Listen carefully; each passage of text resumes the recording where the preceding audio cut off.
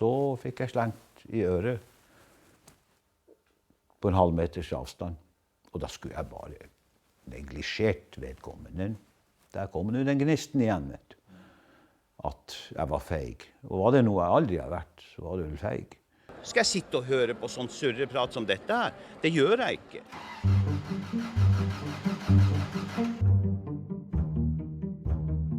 Og her står vi da med de to duellantene. Det er Per Inge Valfridsson nærmest, og Martin Skanke er vel snart unødvendig å presentere. Han var jo liksom en stjerne, og gjorde jo sporten veldig stor, og det var jo den mannen som var svårast å slå. Og jeg tenkte, hvordan er det liksom mulig på en måte å bli så hissig og så engasjert? Bil, det er farten, det er at det er veldig fysisk. Det er lyden, det er delvis duften. Det er ganske moro også. Legge egen hånd på verk og få det til å fungere, vet du. Det er nok en viss tilfredsstillelse. I dag, på nyttårskvelden, sender jeg alle nordmenn verden over mine beste ønsker for det nye året. Med sorg har jeg fulgt meldingene fra Finnmark og Troms. Når det gjøres klart for et nytt år, siste dag i desember 1944, er det ikke for å feire. Det nye året skal likevel bringe hendelser ingen på den tid kan håpe på. Inkludert en av årets førstefødte. Det var jo ikke noe å bo i der oppe, så det måtte jo settes opp på. Martin Skanke kommer til verden 1. januar 1945 i Trondheim. Når krigen endelig er over, drar han med familien til Tana i Finnmark. Blant sine egne, langt der oppe i nord, danner han grunnlaget for det som, mot alle odds, skal bli et eventyr.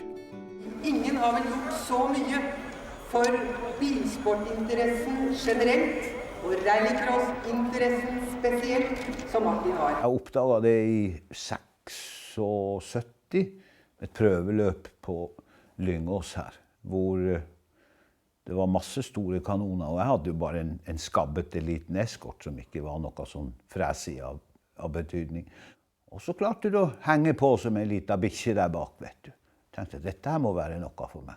Dette er rallycross, motorsportgrenen som er blitt voldsomt populær over store deler av Europa de siste årene.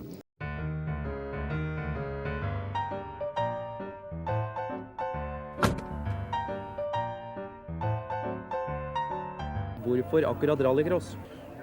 Det er klart det er en fordel å ha en bil som er rask i starten. Hva er grunnen til at du kjører så mye fortere enn de andre her, Per? Året 1976 har blitt til 77, da Martin Skanke virkelig får være med de store. Rallycross er på vei til å bli det store i Norge.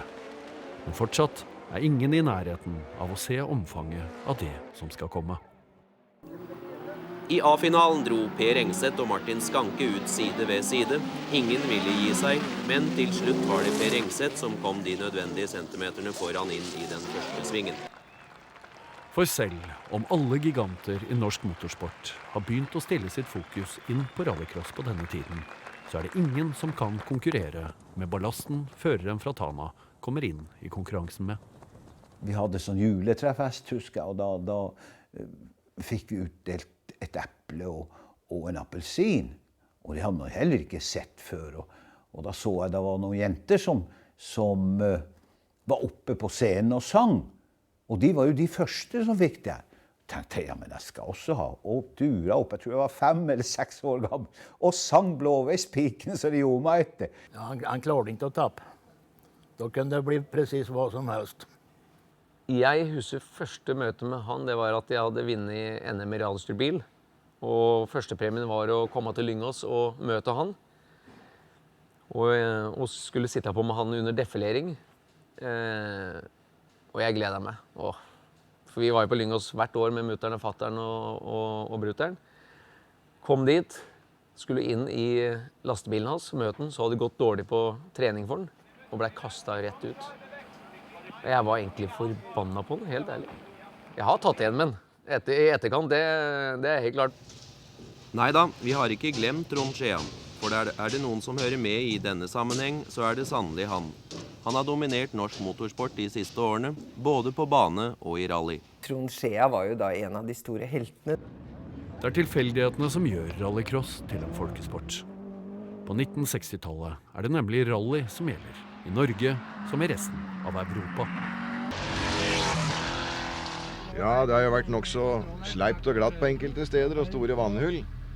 Da jeg var 16, så var jeg i Stockholm, og så møtte jeg en ung mann som hadde en ny Ford Mustang.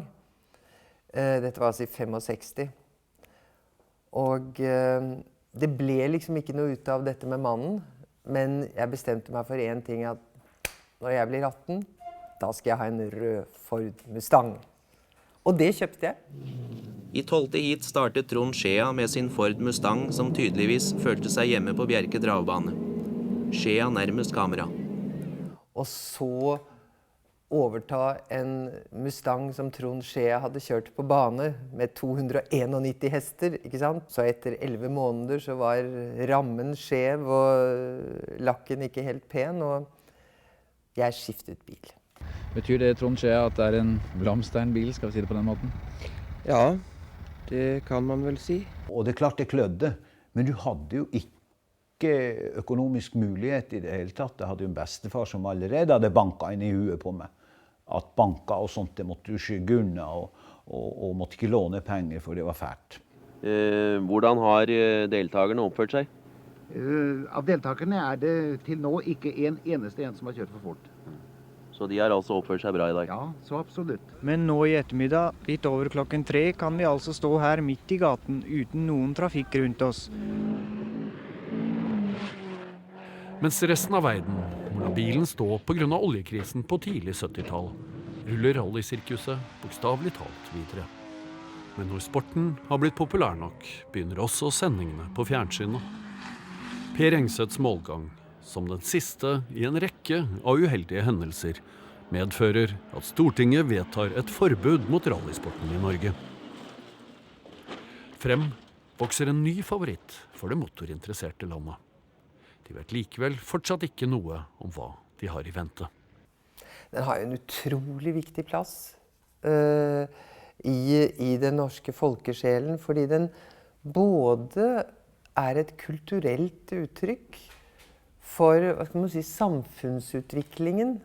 Altså jeg tilhører jo den der generasjonen hvor det ble vanlig at hver familie på et eller annet tidspunkt skaffet seg en bil. Og den bilen var jo som et familiemedlem. Altså, det var en tid hvor man nesten hver helg dro på biltur, med hardkokte egg og campingbord og... Jeg var litt for voldsom den gangen jeg drev. Det var enten eller. Aha. Jeg tenkte ikke på hva som kunne hende. Og så gutten i røyken, Basse VM. Han har luftstøtdempere. Ja, stort større gikk det jo slett ikke an å bli på den tida. Norge har aldri hatt en internasjonal mester på 4 hjul.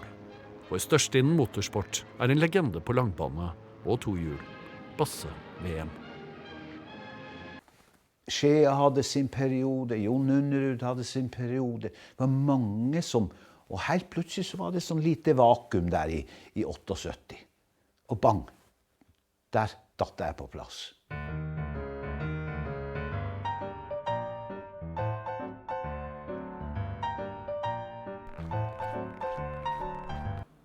Han hadde jo aldri store team, sånn som mange av teamene var nå. Han var liksom hjernen bak alt og gjorde veldig mye selv. Men det skulle vise seg at påkjenningen på den ene felgen ble så stor at den simpelthen sprakk. Men dere greide det allikevel? Ja, vi reparerte med tyggegummi, brød og colaboks. Den første internasjonale titel på 4 hjul kommer i 1978. Ja, det var jo med et nødskrik, selvfølgelig. Den nye europamesteren i rallycross heter Martin Skanke og kommer fra Tana. Da satte vi Norge på motorsportskartet. I all ærbødighet. Denne finalen ble nesten litt kjedelig. 34-åringen fra Øst-Finnmark var for suveren. Han har bygget bilen selv, faktisk har han også bygget bilen til Jan de Roy, som her stadig ligger på annen plass. Den nye helten fremstår med sider kun en antihelt verdig, men gjentar uansett bragden året etter. Og vi vil gjerne be Grete Weitz overrekke pokalen. Norge har en ny mester Men denne mesteren har aldri bydd på rette linjer. Det var jo som min gamle fader sa, skal du ikke få deg en jobb snart, Martin? Han skjønte jo det at man kunne kjøre lastebil og leve av det, og drosje. Men at man skulle kunne kjøre løpsbil og leve av det, det begrep han ikke. De neste 2 tiår skal Martin Skanke helt omdefinere nordmenns forhold til motorsport. I kraft av å være seg selv. For det norske folk går fra å smile litt av støyen rundt Skanke til å danne et stadig dypere kjærlighetsforhold til ham. Skanke på sin side la aldri populariteten affisere måten han forholder seg til omverdenen på. Mannen fra Tana viker aldri. Det var jo mye mobbing, det var det. Og mye juling fikk du, og sunnrevne klær og sånt. Og jeg var vel kanskje en del skyld i det selv, at jeg fikk så mye stryk. Men så havnet jeg til Trondheim på skole i 57. Det var faktisk det året som gamle kongen død, Håkon den 7. Og der ble det jo mye slåssing. Men der var det 1 og 1. Og der lærte du mye tyvtriks, vet du, i Trondheim. Og når jeg da kom hjem, så var det slutt med at jeg fikk bank. Da fikk de andre bank. Og da var det stilt. Da var vi kompiser etterpå. Og sånn har det blitt.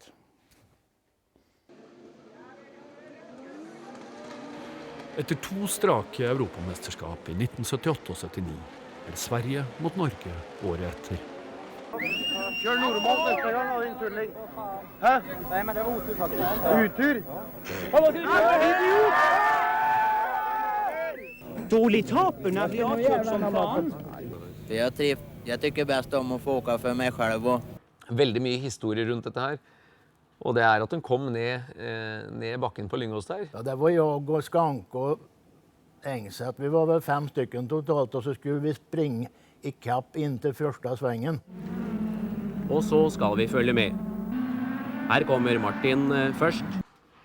Lå side om side, og Per Inge skjønte jo at Martin slipper jo ikke, han skal forbi. Og precis når vi skal svenge høyre, så tverbromser jeg. Og Martin kom jo aldeles for fort. Glir litt ut i svingen. Valfridsson kommer bakfra og skyver nordmannen helt ut i ytre bane. Er det ikke ofte slik, Egil, at nummer 2 lar være å bremse, men istedenfor støtter seg eller bruker nummer 1 som rekkverk? Jeg vet ikke, når ikke engang løpsledelsen klarer å stoppe løpet etterpå. Det er jo vanvittig. Han ødela jo hele løpet for meg. Ja, ved det tilfellet tok han jo inn i depåen og stant og fløy opp i spikertornet. Og tog han om mikken og talte om hvilken idiot jeg var. Europamesterskapet greide du ikke å berge.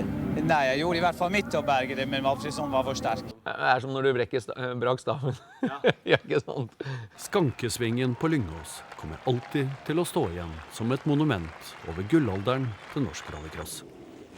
Året etter er Martin fra Tana tilbake. Jeg var vel litt mer vilter enn de fleste, kanskje, da, for å si det sånn. Men i siste runde greide Martin å smette forbi og ta seieren foran Kjetil Bolnese og Per Engseth. Du ser at han hadde litt mer enn alle andre. Du ser når du danser når du kjører.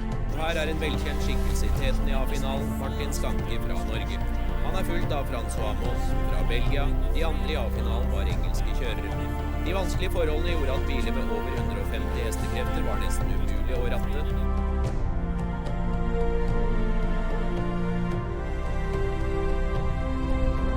Bil på sitt beste er en forlengelse av kroppen, synes jeg. For meg har det vært sånn. Le Messias de volant, altså rattets Messias, var det vel noe sånt. Her har vi Andi Benza fra Østerrike som kommer best ut fra start, men så er Martin der, og lite uhell fører vel til at Benza blir truffet ut i periferien. Hva driver med nå, Martin?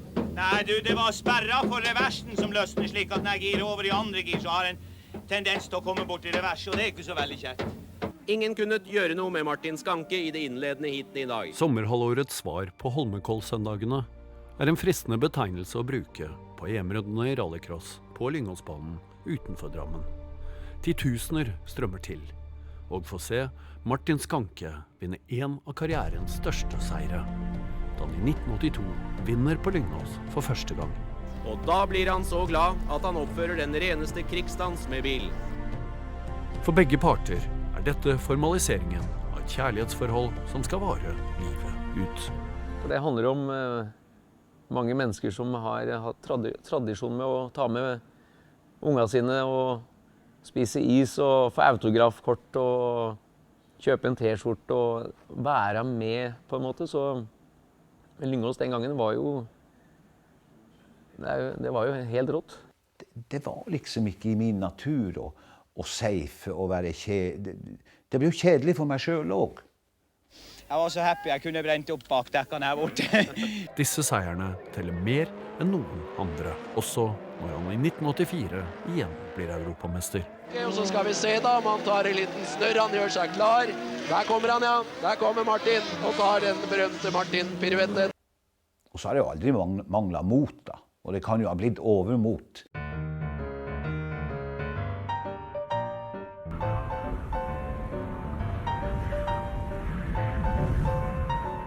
Du må ta i litt grann. Det er jo bare tull, vet du. Jeg som er 27. Denne stakkaren hadde jobben med å flagge kjørerne inn. Men søndag går ikke gærent. Nei, det kan jeg aldri tenke meg til. Uten venstre forhjul går det ikke.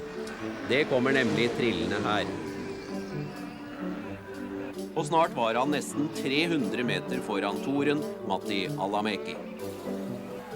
Men så, etter 5 av de 6 rundene i finalen, stoppet plutselig nordmannen. Han mente han hadde sett det rutete målflagget, og trodde at løpet var slutt.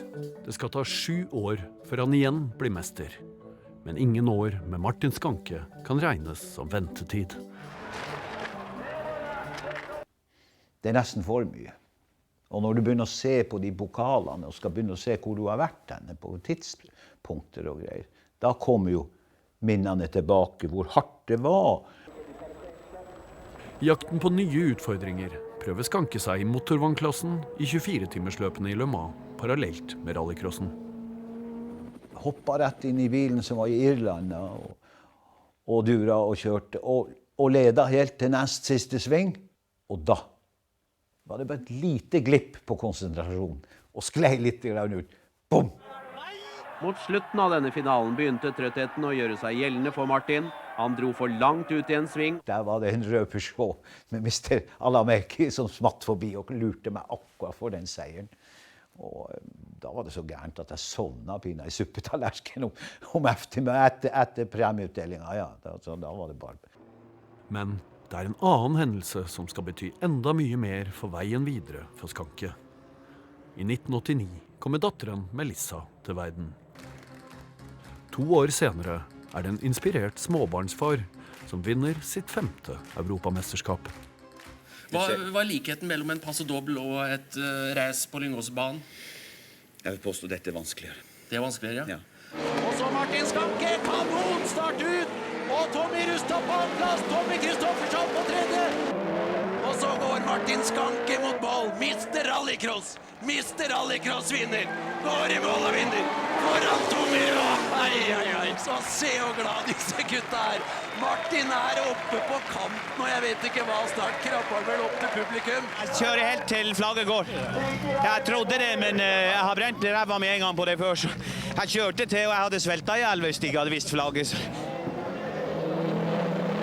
Hver gang Martin Skanke ble avskrevet eller undervurdert, slår han tilbake. Og Birgit Skanke er på vei opp til Martin. Hei! Birgit var teamsjef. Og det var jo artig å se på når fingeren gikk og mekanikeren sprang ved. Og jeg sa, nå har dere trøbbel, for nå bruker hun begge fingrene. Så det er alle tiders kone jeg har. Absolutt. Jeg skal ikke be om noe klem med Martin, men jeg får nesten lov til å gratulere i alle fall. Du får ikke noe klem, for du har tatt med deg ramma i fødselen. Så mye skjegg som du har i trynet. Gikk du på Karl Johan, vet du, plutselig så kom en gammel dame og høgde tak i det. Når skal du kjøre igjen, og sportsrevyen og greier, mens mannen sto litt beskjemmet da, 15 meter unna. Jeg ringte den opp midt på natta også, og enkelte ganger når vi hadde en fest eller noe, og vi var jo disse unge som ringte og plaga Martin Skanke, både jeg og Henning, for å bare jatte litt med dem, og han tok jo telefonen og greier. Verden kan være full av utrolig veldisiplinerte, pent oppdratte idrettshelter. Men det som likevel til syvende og sist er viktig, er at man har noen av de her personlighetene som står fram, og som gir litt sånn blod og kraft og saft til disse sportene. Så det er klart at Martin, selv om han av og til fikk kritikk, og av og til sa de pussigste ting, så har han vært enormt betydningsfull. Så det hadde nok blitt et par lakrisstenger hvis du hadde solgt det her, Karl. Vi har ingen grunn til å stå med lua i handa her oppe, tvert imot. Vi er på topp av verden, og det synes jeg vi bør være. Oppveksten helt der oppe, i Tana i nord, i de harde etterkrigsårene, gjør noe med guttungen, som skal vokse seg til vårt største ikon innen motorsport noensinne. Ja, det her må være... Jo, det er han Halvdan. Han kunne faen ikke gå. Altså, det sosiale livet som jeg kan huske, det bestod jo i grunnen av å fiske i elva og hente ved opp fra fjellene når du var 10-11 år gammel med hest. Det var ikke så greit. Der var jo både ulv og bjørn for så vidt også, og som jeg brukte å si etterpå når de forteller meg hvor farlig disse rovdyra er. Foreldrene mine sendte meg opp der, og jeg vet ikke hvor glad de var i meg, men jeg vet i hvert fall de var veldig glad i hesten. Martin Skanke er blitt fadder for den siste i 18-flokken. Martin Ulv blir den kalt. Du skyter så gørr og sprut! Det var nok noe, tror jeg, av det som gikk inn hos publikum, at det var ikke noe beregning, det var ærlighet og full pudding hele veien. Han var liksom, drog til seg massmedia og publik. And Martin Skanke up on two wheels and now he spins, half spins, and he's pushed aside by Pekka Rantanen. And what is Martin Skanke up to? Ja, det var vel heller ikke det smarteste jeg hadde gjort. Jeg har vel sagt til de fleste at jeg tror denne bilen har sjel for så mye plager som jeg har hatt med han nå i det siste. De har ikke vært venner i år, Martin Skanke og bilen. Nå hører du en helt annen konklusjonslyd igjen. Så hvis noen har sett han med hestesko og horn og hele dritten, så sender han til meg, skal halshøgge han. Du lever av bil, faktisk. Du lever av å kjøre bil. Det er ikke på tide å få seg en skikkelig utdannelse, kanskje? Det var bakdiffen som gikk. Ene tingen er jo at når du har noe teknisk problem, vil jeg gjerne fortelle om det, så folk får informasjon da. Andre måten å gjøre det på, det er å klage på det som en unnskyldning for at du ikke får et resultat. Årets Monte Carlo-vinner Erik Karlsson, eller bedre kjent som Karlsson på taket, er for tiden i Oslo som deltager i vinterrallyet. Jeg flyttet til Sverige og spilte teater i 1970. Og da fikk jeg den enorme privilegium å få noen kjøretimer med Erik Karlsson på taket. Det viktigste av alt når man kjører rally, det er at man måste alltid lita på at vägen fortsätter efter svängen. Gör man det, då blir man inte ängslig för att ge sig in i svängen. Og vet du hva? Det er noe av det klokeste noen har sagt til meg. Og det er så utrolig riktig.